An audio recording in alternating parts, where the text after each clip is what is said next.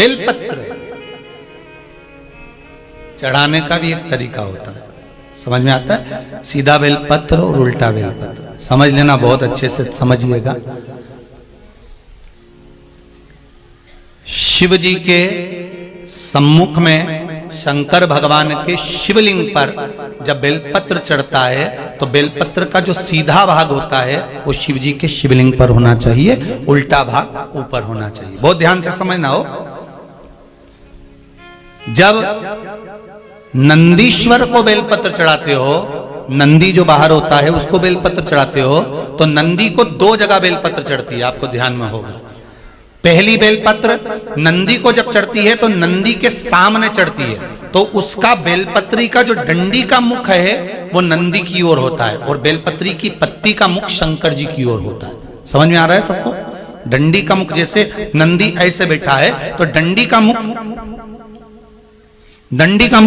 नंदी की ओर होगा, पत्ती का मुख शिव के, और ये सीधी की सीधी नंदी के सामने नीचे रखा जाती है, नंदी के सम्मुख। और एक बेलपत्र जब नंदी के ऊपर चढ़ती है तो डंडी का मुख शिव जी के ऊपर होता है और इस पत्ती का मुख नंदी के सिर पर नंदी की ओर होता है। ये दोनों में बहुत अंतर है महाराज। जैसे कोई बच्चा कोई कंपटीशन एग्जाम के लिए जा रहा हो या कोई परीक्षा देने के लिए जा रहा हो और पढ़ाई करे, स्मरण करे, तैयारी करे, वो अपनी जगह पर है। और ऐसा नहीं होता कि बच्चे पढ़ते नहीं है या तैयारी नहीं करते हैं। इसके बाद भी अगर उनका इंटरव्यू में पास नहीं होते या एग्जाम में पास नहीं होते तो उसके लिए ये दोनों बेलपत्री बड़ी काम करती है। बहुत ध्यान देना, जो नंदी के सामने बेलपत्र रखकर जाना, शिव जी के सम्मुख में बेलपत्र रखकर जाना, मतलब नंदी के सम्मुख में जब रखाएगी तो डंडी, जम के बोलिए, कहाँ होना चाहिए? नंदी की ओर। और जब ऊपर रखाएगी तो डंडी शिव की ओर हो। ये दो बेलपत्र रखकर शिव जी का स्मरण कर कर जाएं, कार्य सफलता की ओर बढ़ता है। कोई काम के लिए आप जा रहे हैं तो उसमें सफलता मिल जाती है, उसमें सफलता प्राप्त हो। शिव जी को बेलपत्र चढ़ा रहे हो, जो चिकना भाग है, सीधा भाग शिव जी के ऊपर, शंकर भगवान के ऊपर। थाली में अगर शिवलिंग का निर्माण कर रहे हो, पार्थिव शिवलिंग का निर्माण कर रहे हो, तो थाली में जब बेलपत्र रखोगे तो सीधी रखोगे, फिर उसके ऊपर शिवलिंग का निर्माण करो। अगर आप निर्माण करते हैं पार्थिव शिवलिंग का और बनाते हैं बेलपत्र का नीचे, महाराज शिव महापुराण की कथा कह रही है। भगवान शंकर का चरित्र कहता है। आज बहुला गाय अपने बेटे मनोरथ को दूध पिला रही है, मनोरथ को दूध दे।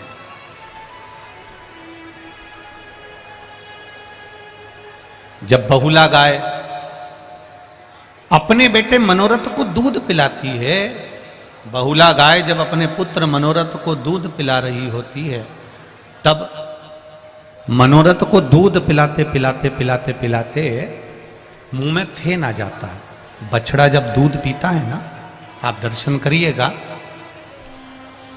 जब जिनके यहाँ गाय होगी, बछड़ा जब दूध पीता है तो उसके मुंह में थोड़ा साइड में फेन हो जाता है। जब मनोरथ के मुख में फेन आया, वो फेन उड़ा, उड़कर शिवजी जहां पर तप कर रहे थे, साधना में लीन थे, वहां पर वो फेन चला गया।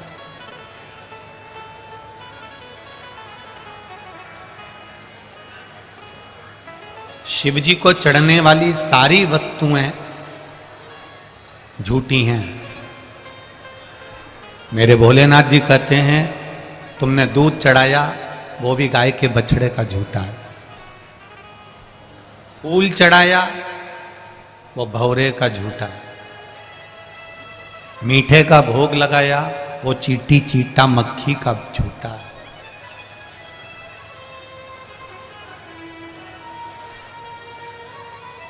सब झूठा। जल चढ़ाया वो मछली का झूठा है, जितनी भी वस्तु हम भगवान शंकर को दे रहे हैं वो सब झूठी है। शिव जी कहते हैं ये सारी वस्तुएं झूठी है। ये ब्रह्मा जी भी कह रहे हैं भगवान विष्णु को, भगवान नारायण से कह रहे हैं ब्रह्मदेव कि शंकर भगवान को जो भी चढ़ा वो सब झूठा है, शिव जी को जो चढ़ा वो झूठा है। इसके बाद भी शंकर भगवान राजी रहते हैं अपने भक्तों से।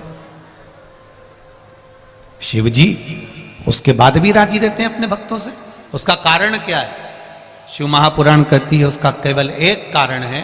शंकर भगवान ने ब्रह्मा जी से कहा, ब्रह्मदेव तुम कहते हो कि मुझे चढ़ी हुई सारी वस्तु झूठी है, पर एक बात शंकर भगवान ने ब्रह्मा जी से कह दिया, जल झूठा है, दूध झूठा है, फूल झूठा है, मिष्ठान झूठा है, मैं मानता हूं सब झूठा है, पर जो मुझे चढ़ाने आया है उसका दिल सच्चा है। जो मुझे समर्पित करने आया है उसका आत्मा, उसका मन, उसका चित्त सच्चा, उसका हृदय सच्चा। अब आप लोग अगर आए हो,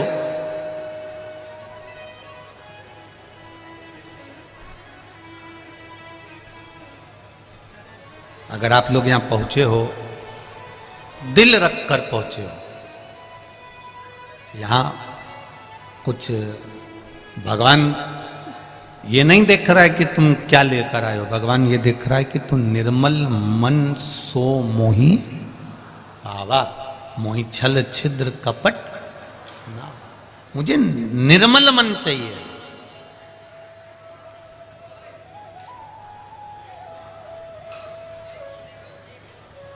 मुझे निर्मल चित्त चाहिए।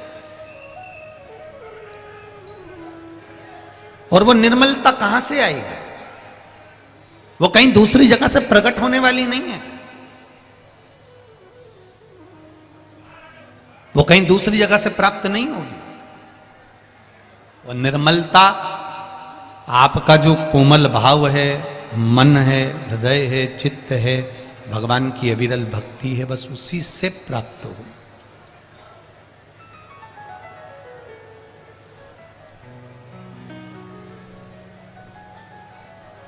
वो निश्चित है। आप लोगों से एक बात कही थी, आप लोगों के स्मरण में होगी, जितने लोग आस्था चैनल पर सुन रहे हैं, जितने फेसबुक यूट्यूब पर सुन रहे हैं, जितने लोग इस लाखों की संख्या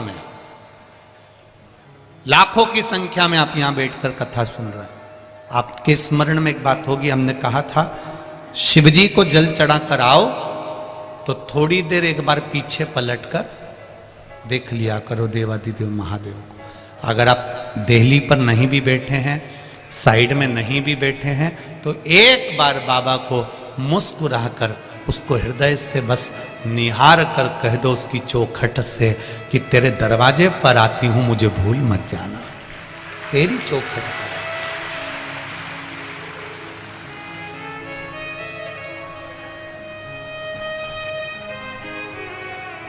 मुझे भूलना नहीं।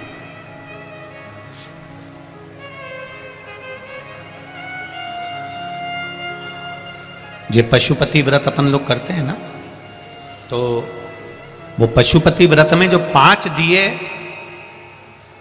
शंकर जी के मंदिर में जब अपन रखते हैं, 6 दिए, उसमें से रखेंगे 6 दिए। आप जमीन पे आपको रखना पड़ेंगे 6 दिए, जलाना पड़ेंगे 5, भोग लगेगा 3 हिस्से में, 2 हिस्से मंदिर में छूटेंगे, 5 दिए मंदिर में छूटेंगे, 1 हिस्सा थाली में रखाएगा। जो दिया तुमने लगाया नहीं है, जलाया नहीं है, वो भी थाली में रखाएगा।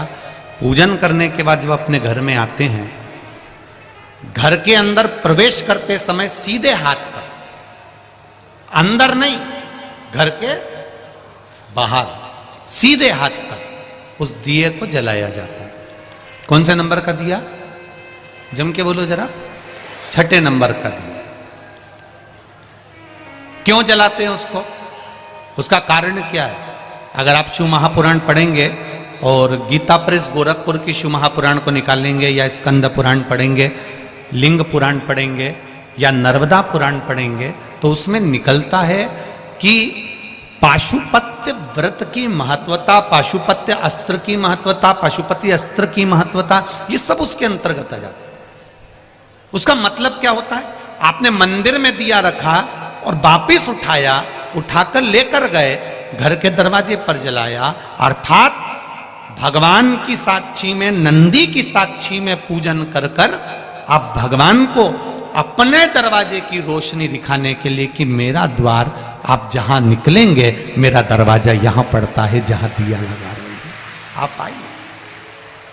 और सरल भाषा में समझ जाओ, कोई व्यक्ति आता है तो अपना कार्ड देता है, हम इसमें नौकरी करते हैं, हमारा ये भाव है, हम इसमें हैं, हम उसमें हैं, हमारी ये पोस्ट है, हम इसमें काम करते हैं। उसने अपना कार्ड दिया, कार्ड में एड्रेस लिखा रहता है कि कभी जरूरत हो, आप अगर कानपुर आओ गुरुजी तो ये मेरा कार्ड है, आप आ जाना।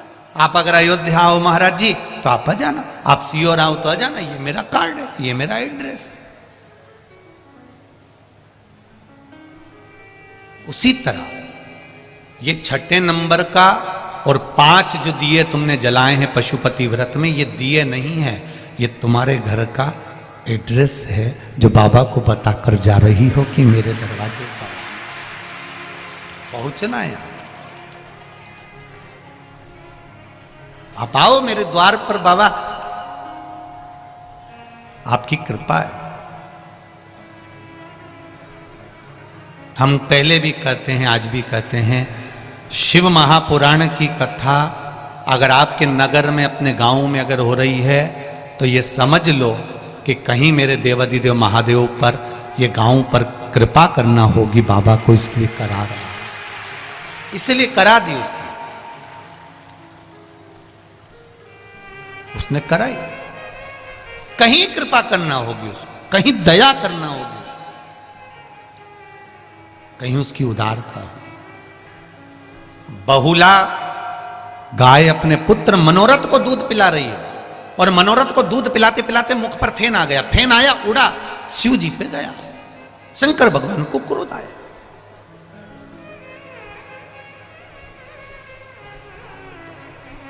शिव जी को क्रोध आया तो शंकर भगवान ने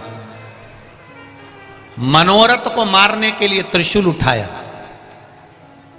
इतने में बहुला गाय को लगा कि मेरा बेटा मर जाएगा, मेरा बेटा मर जाएगा।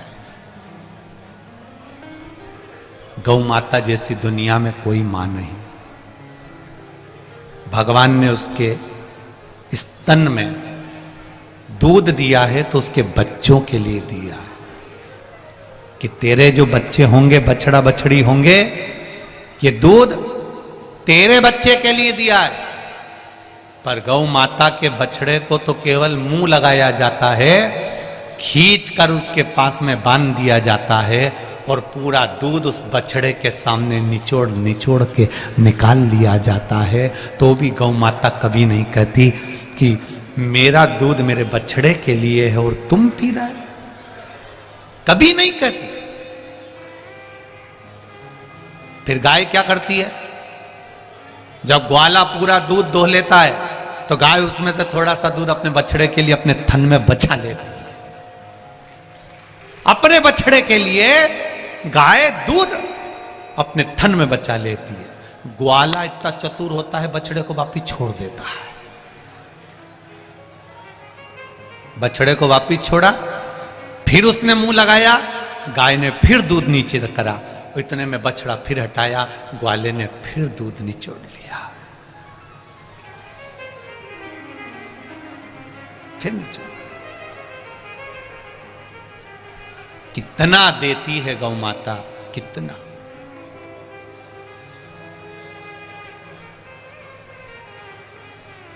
उसका देना सरल नहीं,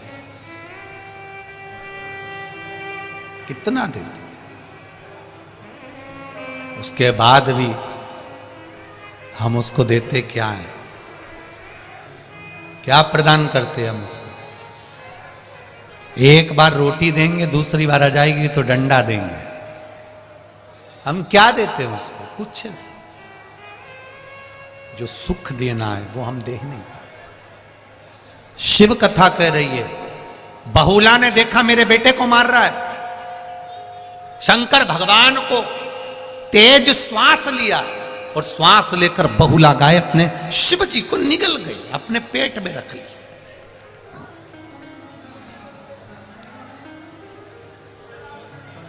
दो माता ने शंकर भगवान को निगला था, और वो भी अपनी औलाद के लिए, अपनी संतान के लिए निगला। बहुला गाय शिवजी को निगली तो अपनी औलाद के लिए, अपनी संतान के लिए है, और पार्वती मैया भी भगवान शंकर को निगल गई थी केवल अपनी संतान के लिए, केवल अपनी संतान के लिए। जगत में ऐसी कोई मां नहीं है जो बेटे को बद्दुआ देती हो, और देती भी होगी ना, कोसती भी होगी। जब जब बहुओं से झगड़ा होता है ना, तो सास कह देती आड़ा टेढ़ा, बोल देती अपशब्द। तो बहुओं को बुरा नहीं मानना चाहिए कि सास ने पति से कह दिया, पत्नी ने, देखो तुम्हारी मम्मी ने तुमको अपशब्द कहा, तुम्हारी मम्मी ने तुमको आड़ा टेढ़ा कहा, तुम्हारी मम्मी तो तुमको कोस रही है, तुम्हारी मम्मी तुम्हें कोस रही है। बेटे को बुरा नहीं मानना चाहिए, ना बहू को, क्योंकि मां अगर बेटे को कोसती भी है ना, अपशब्द भी कहती है ना, तो हो सकता है उसको कोई बड़ी बीमारी आने वाली होती है, वो कट जाती है केवल मां के कहने से।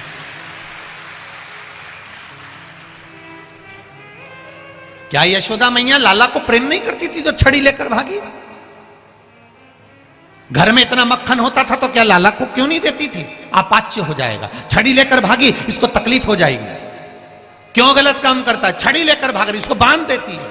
क्या यशोदा जी के हृदय में कृष्ण के प्रति प्रेम नहीं था? अपार प्रेम था, अपार। पर बच्चों का अहित नहीं चाहती थी। मेरा भी मेरी मां से निवेदन है, अपने बच्चे को खूब प्रेम करो, दिल से प्रेम करो। दुनिया के सारे तारे तोड़कर तुम अपनी औलाद को दे दो, मना नहीं है। पर एक निवेदन है, अपने बच्चों को तारों के साथ में संस्कार जरूर दे दो। देव तोड़ करता है, और उसके साथ में संस्कार दीजिए। अपने बच्चों को ज्ञान दीजिए, संस्कार दीजिए। उत्तम ज्ञान देने का प्रयास कीजिए कि मेरा बच्चा भी रोज मंदिर जाए। छोटे छोटे बच्चे स्कूल जाने से पहले उनके हाथ में लोटा पकड़ा दो, जाओ मंदिर जाओ, जल्दी आना, घर के पास में मंदिर है। और मेरा विश्वास कहता है, मैं कानपुर में ज्यादा आया नहीं हूं, पहली बार अपनी जिंदगी में पहली बार कानपुर आया हूं, जीवन में पहली बार। और मेरा विश्वास कहता है कि कानपुर में भी आप जितनी जगह से आए हो ना कथा सुनने के लिए, जहां जहां से आए हो, ये मेरा विश्वास कहता है, मुझे तो मालूम नहीं पर मेरा विश्वास कहता है कि जहां आप रहते होगे, आपके घर से कुछ कुछ दूरी पर, 50-500 मीटर की दूरी पर, या 1 किलोमीटर, या 200 मीटर, या 100 मीटर, या 4 घर छोड़ के, या 8 घर छोड़ के, आगे पीछे दाएं बाएं में कहीं ना कहीं शंकर का मंदिर तो जरूर होगा। ये मेरा दिल कहता है, ये मेरा हृदय कहता है, शिव मंदिर जरूर होगा। कहो बच्चों से, जा बेटा 1 लोटा पानी लेकर जा, जाओ जल लेकर। कल वहां दर्शन करने गए थे आनंदेश्वर, बहुत अच्छा लगा। वहां देखकर शिव जी की आराधना में नवयुवक बेटे, नवयुवक बेटियां, नवयुवक लड़के, नवयुवक बेटियां, सब हाथ में लोटा ले लेकर, कोई अपने घर के लिए वापिस जा रही थी, कोई शिव मंदिर जा रही थी। देखकर इतनी प्रसन्नता हुई कि लोग अपने घर से लोटा लेकर आए हैं और जल चढ़ाकर जा रहे हैं। इसकी प्रसन्नता, नमन करता हूं मैं कानपुर की इस भूमि को, और यहाँ के विद्वत जन को, यहाँ के ब्राह्मण जन को, यहाँ के आचार्यों को, यहाँ की पीठों को, और यहाँ के रहने वाले एक छोटे से छोटे झाड़ू लगाने वाले तक को मैं प्रणाम करता हूँ। बड़ी प्रबलता है आपकी, बड़ी प्रबलता, ये अविरल भक्ति है।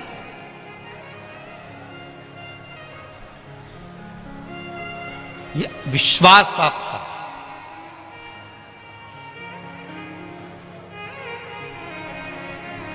मर्यादा आपकी, आपका भरोसा, आपकी दृढ़ता शिव के प्रति है। मां कभी बुरा नहीं चाहती, मां कभी बुरा नहीं बोलती, और बोलती है तो समझ लेना कि कहीं बच्चों का हित होना होगा। कोस रही है ना, कोसने दो। मेरा बहुओं से भी निवेदन रहता है, जरा जरा सी बात में झगड़ा कर कर मायके मत जाओ, बिल्कुल मत जाओ। और ना तुम्हारे घर में झगड़ा हो रहा है तो मायके वालों को भी मत बताओ, और ना उनको उसमें बुलाओ। हो गया ना, निपटेंगे। कई लोग थोड़ा सा झगड़ा हुआ अदालत पहुंच जाते हैं, तलाक की नौबत आ जाती है, तलाक की बात होने लगती है। मेरा निवेदन है, आप जितने भी लोग बैठे हैं, लड़की की शादी के लिए ना जाने कितने लड़के देखे होंगे, और लड़के की शादी के लिए ना जाने कितनी लड़की देखी होगी। कितने लड़के तुम्हारे विवाह के लिए ना जाने कितने संबंध आए, और कितने संबंध देखे, तब जाकर तुम्हारी किस्मत में ये लिखे थे जिनसे तुम्हारा विवाह हुआ है। और कितनी लड़की देखी, तब जाकर तुम्हारी किस्मत में ये जगदम्बा लिखी थी। कितनी देखी। अब सोचो, ललाट पर अगर तुम्हारी किस्मत में ये लिखा है और तुम्हारी किस्मत में ये लिखी है, तो तुम झगड़ा कर कर तलाक ले भी लोगे ना, और दूसरी शादी कर भी लोगे, तो ये पक्का है, ये जैसा मिला है इससे दुगना भेरू मिलने वाला है, पक्का है। और भारी।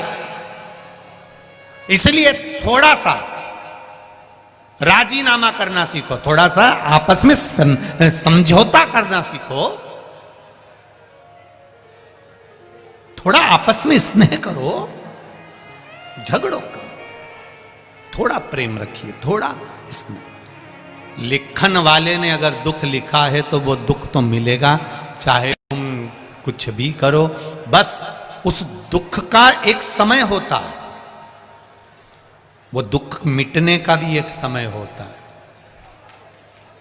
ये यहाँ पर, ये आगे जाते हो ना, ये यहाँ से निकले और आप लोग इधर मंदिर के लिए जाते हो, ये चौराया पड़ता है ना, इसके नीचे क्या बोलते हैं, वो ब्रिज बन रहा है मेट्रो का, वहाँ पर आगे जाके लाल बत्ती हरी बत्ती का चौराया है, वहाँ बत्ती लगी रहती है, लाल बत्ती हरी बत्ती।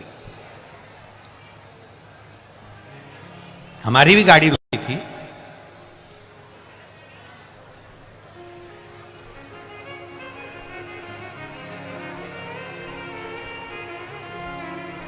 लाल बत्ती हुई, थोड़ा बोलो बोलो, रुक जाओ, हरी हो गई, चल दो। जैसे लाल बत्ती और हरी बत्ती होती है, थोड़ा सा रुक जाओगे, थोड़ा स्पीड स्लो कर लोगे, थोड़ा सा रुकोगे, उसमें तुम्हारा लाभ है। आगे जाओगे तो ट्रैफिक जाम नहीं मिलेगा। इसलिए लाल बत्ती हरी बत्ती होती है। हमें बुरा जरूर लगता है कि ट्रैफिक वाले ने रोक दिया, पुलिस वाले ने रोक दिया, पर समझो बत्ती लाल है, थोड़ा रुक जाओ, तुम्हारी भलाई के लिए रोका है कि आगे जाओगे तो रास्ता क्लियर मिलेगा। हरी बत्ती आई, तुरंत दौड़कर चले जाओ, रास्ता क्लियर है, आगे बढ़ जाओ। उसी तरह अगर जीवन में थोड़ा दुख आए, थोड़ा तकलीफ आए, थोड़ा कष्ट आए, घर में क्लेश आए, थोड़ा ना थोड़ा बीमारी आए, थोड़ा सा सब्र करना, भगवान के चरणों में बैठना, लोटा भर जल चढ़ाना, 2-3 महीना उससे भजन करना, दिल से कहना, लाल बत्ती एक ना एक दिन हरी हो जाएगी और रास्ता क्लियर हो जाएगा। रास्ता क्लियर।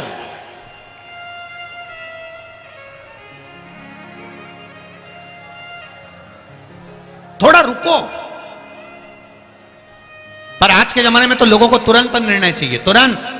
बस मैंने जल चढ़ाया और मेरा रिजल्ट आना चाहिए, मैंने बेलपत्री चढ़ाई, मेरा काम होना चाहिए।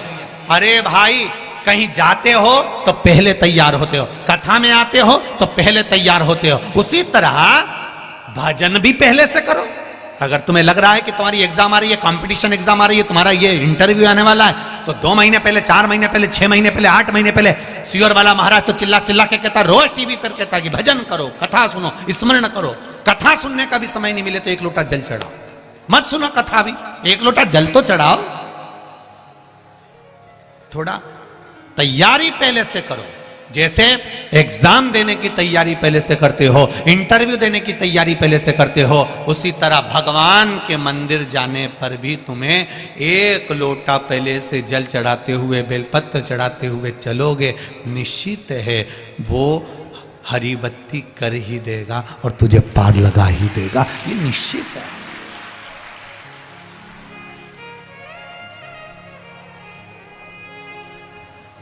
खाली न जाता कोई दर से तुम्हारे, ये शिव है।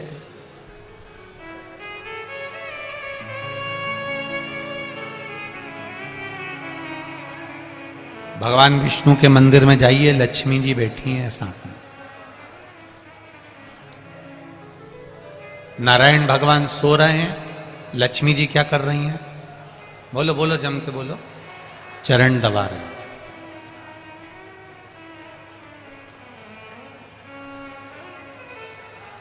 ब्रह्मा जी के यहां जाइए, ब्रह्माणी माला लेकर बैठी हुई हैं, बीणा बजा रही। लक्ष्मी जी के यहां जाओगे, लक्ष्मी जी हाथ में हंडा लेकर बैठी हैं, लक्ष्मी लुटा रहे भगवान विष्णु। पर शंकर भगवान के यहाँ जाओगे तो माता पार्वती एकदम फिरी बैठी है, हाथ जोड़ के एकदम। इनके हाथ में ना बीणा है, ना कोई हंडा है, ना कोई घड़ा है। लक्ष्मी जी को देखकर, ब्रह्माणी को देखकर माता पार्वती जी ने भी शिव जी से पूछा था, मैं क्या पकड़ के बैठूं, मेरे को बताओ आप, ये मैं बीणा लूं कि हंडा लूं कि घघरा लूं कि कुछ लूं? गंगा जी को देखो तो हाथ में जल मिलता है, नर्मदा जी को तो देखो हाथ में जल मिलता है, जितनी माताओं का दर्शन करोगे किसी की न किसी के हाथ में कुछ ना कुछ मिलता है, पर पार्वती जी का हाथ तो यूं बैठी है हाथ जोड़ के। शिव जी से पूछा मैं क्या करूं? शंकर भगवान कहने लगे, पार्वती सुन, नारायण भगवान के यहां अगर कोई आएगा, लक्ष्मी जी लक्ष्मी लुटाने में लगी हैं या चरण दबाने में लगी हैं, वो व्यस्त है। भगवान उठ उठ के बहुत जल्दी आए जाए, वो भी श्रेष्ठता में। ब्रह्मा जी की ब्रह्माणी भी सेवा में लगी है। भगवान शिव ने पार्वती से कहा, मैं नेत्र बंद करके बैठ जाता हूं पार्वती, मैं तो तप में डूबा रहता हूं, मान लो अगर कोई मेरे दरवाजे पर आया, तू तो बैठी है ना, तेरे तो आंख बंद नहीं है। कभी भी शंकर जी के मंदिर में जाकर देखना, पार्वती के नेत्र बंद नहीं मिलेंगे। पार्वती आंख खोलकर हाथ जोड़ के बैठी है। करें दर्शन सबने? कभी भी आंख बंद करके पार्वती शिव जी के मंदिर में नहीं बैठी है, आंख खोल के बैठी है। शिव जी का नेत्र भले बंद है, गणेश जी भी बैठे हैं तो आंख खोलकर, कार्तिकेय बैठे हैं आंख खोलकर, शंकर के मंदिर में, भोलेनाथ जी के मंदिर में जितने भी देवता मिलेंगे सब आंख खोलकर बैठे हैं, केवल शिव आंख बंद करके। शिव जी ने सबको कह रखा है, देखो मेरे मंदिर में कोई आए, मैं नहीं मिल पाऊं या मैं नहीं दे पाऊं तो यहां से खाली मत भेजना। कभी पार्वती तू झोली भर देना, कभी गणेश तुम भर देना, कभी कार्तिकेय तुम भर देना, कभी तुम भर देना, खाली ना जा।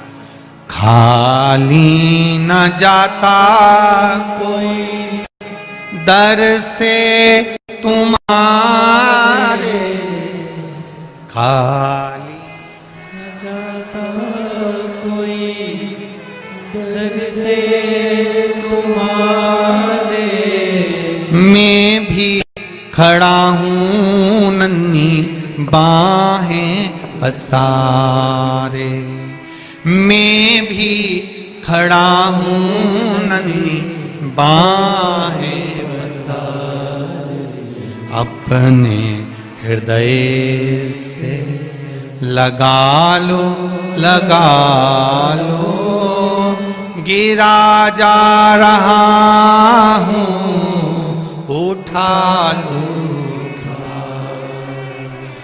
भोले अपने दर से अब तो